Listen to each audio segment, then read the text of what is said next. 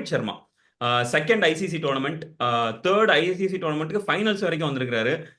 ICC ஆமா tournaments ஓடிஐல அவர் ஒரே ஒரு மேட்ச் தான் தோத்துருக்காரு, அதுவும் against Australia. So as a ஆமா கேப்டனா ரோஹிட்டோட பெர்ஃபார்மன்ஸ் எப்படி சார் இருக்குது? எனி டைம் கேப்டன்சி அவர் குட். இந்தியாவில் பெஸ்ட் கேப்டன் அவர் தான் இப்போ ம். இருக்கிறதுல.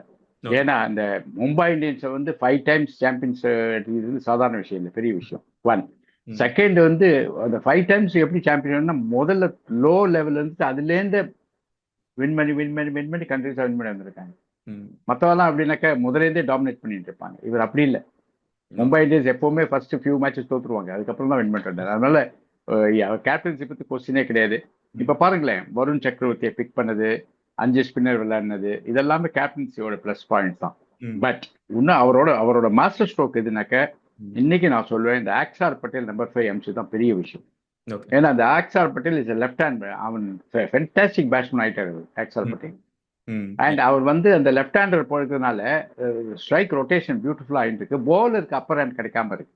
ஓகே. ம். ஏன்னா நீ ரைட் ஹேண்டரே இப்ப கேஎல் ராகுலும் ஸ்ரேயஸ். ஸ்ரேயஸ் ஐயரும் விளையாண்டாக்க கண்டிப்பா வந்து போலர் வந்து அப்பர் ஹேண்ட் வந்து அது சாண்ட்னர்லாம் அழ விட்டுருவான்.